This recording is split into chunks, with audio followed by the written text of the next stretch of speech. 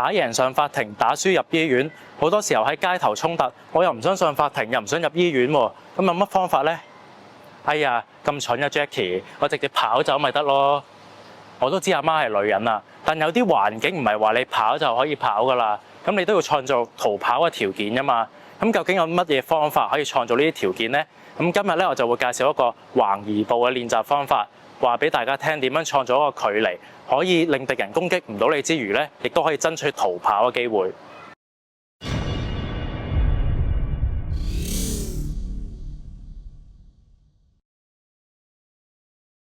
咁喺橫移步開始之前咧，都會有個準備動作嘅，咁啊非常之簡單嘅啫。首先我哋隻眼咧就平視前方，然後下巴微微向下收，望住前面嘅。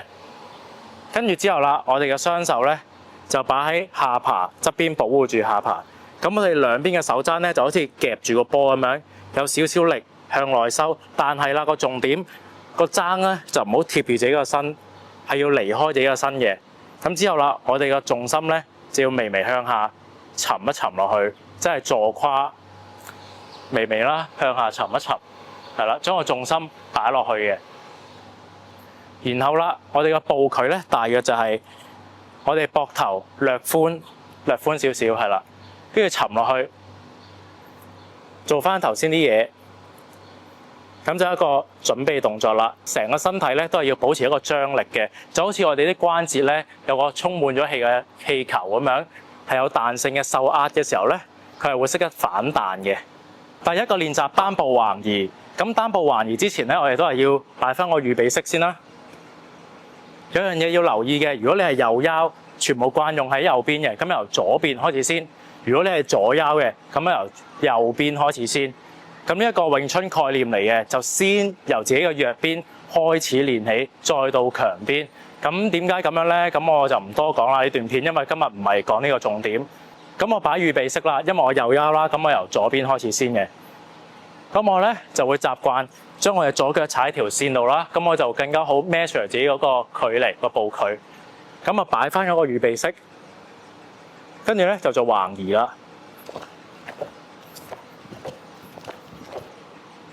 咁有一個重點嘅，就唔好我隻腳喐咗先啦，個重心先拖上去，咁就會好慢噶啦成件事。咁正確嘅做法咧就係我先喐自己個重心，個重心喐緊啦，個步入去，個重心先喐，個步再去，重心先喐，個步再跟上，就唔好咁樣。好慢啊！成件事大家都見到啦。如果我咁樣將我成個呢個重量我搭咗拖上去咧，就好慢噶啦。最好咧就係我一喐就喐，一喐就喐，咁啊會更加好、更加快啦。單步橫移左右交替，每邊10次為之一組，咁啊做2組。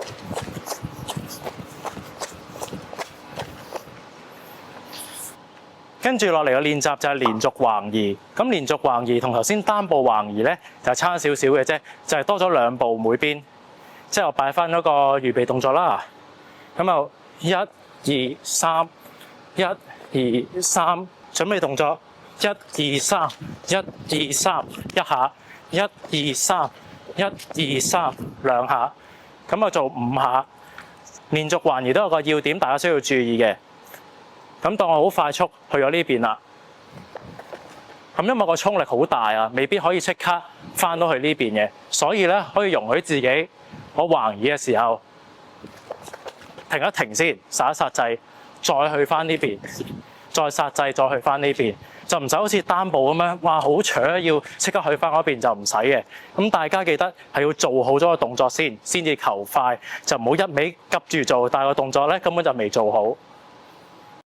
跟住個練習係變向橫移步，咁有少少複雜嘅，大家可以睇咗先。咁我做慢少少，咁又係啦，擺翻預備式，左邊咧就搭住條線，咁由左邊開始先啦。1、2、3，跟住腰胯向我右後45度角，一擺1、2、3，跟住去到呢個位啦，我擺翻正平衡，1、2、3，跟住呢個位啦，就向我左後45度角。1、2、3，然後啦，最尾擺翻嚟呢度，跟住之後就重複翻頭先嗰啲步啦。1、2、3，擺翻正，1、2、3，斜向呢度，1、2、3，去翻呢度，1、2、3，咁一個來回咧就為之一組。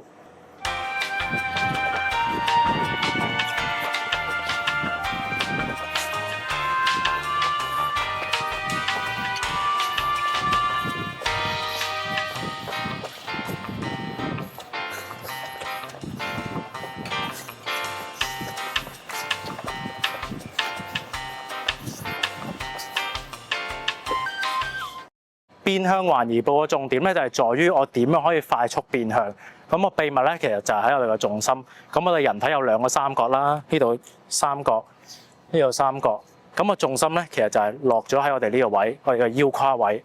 咁我哋咧就係用個腰胯嘅轉動去帶動我哋重心。譬如我去呢邊嘅，咁咪轉去呢邊咯；我去嗰邊嘅，咪呢邊咯。咁我腰胯我想去後邊嘅呢度啦，我想去呢度嘅，咪呢度轉咯，再轉翻過嚟，都係個腰胯大嘅。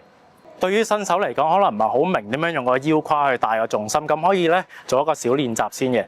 咁我哋咧又係擺翻好一個預備式先，我哋就嘗試下將呢個位左邊頂出去，係啦，頂頂頂，習慣咗呢一個感覺先，係啦，頂完咗咪頂右咯，係啦，習慣咗先，頂完出去啦。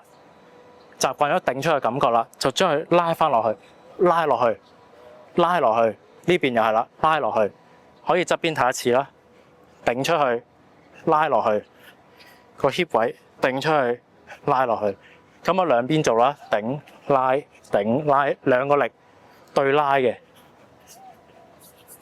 但係咧就記得一定要收緊核心，就唔好我一轉完個上身咧，仲喺呢個位，你睇下咁咪變咗乸型㗎啦。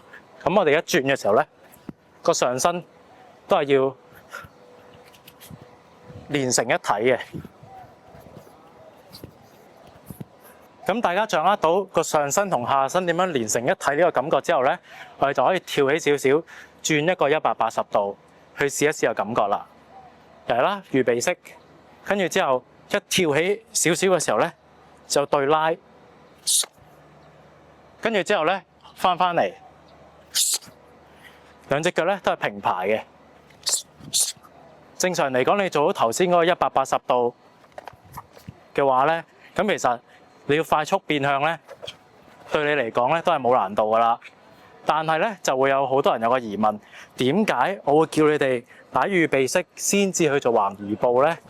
其實就係想你哋習慣收緊核心嘅感覺，就唔好一開頭咧鬆晒咁樣練咯。我見有啲新手。跟住上身鬆晒啦，而家唔係叫你跳舞啊嘛，所以咧我哋係要收緊嘅核心去做橫移步嘅。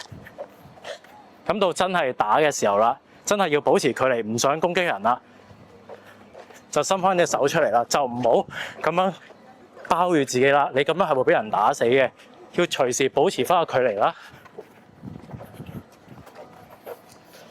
喺影片完結之前，我想提醒大家，如果真係遇到襲擊嘅事件，第一時間係跑嘅，就唔好真係同佢喺度打啦，因為大家其實都冇着數噶，即係打贏上法庭，打輸入醫院，大家都聽過好多次啦。咁如果真係咁唔好彩啦，個環境唔容許你立即一支箭咁跑嘅，咁我同佢遊住花園先，用頭先練嘅橫移步同佢遊住花園先咯。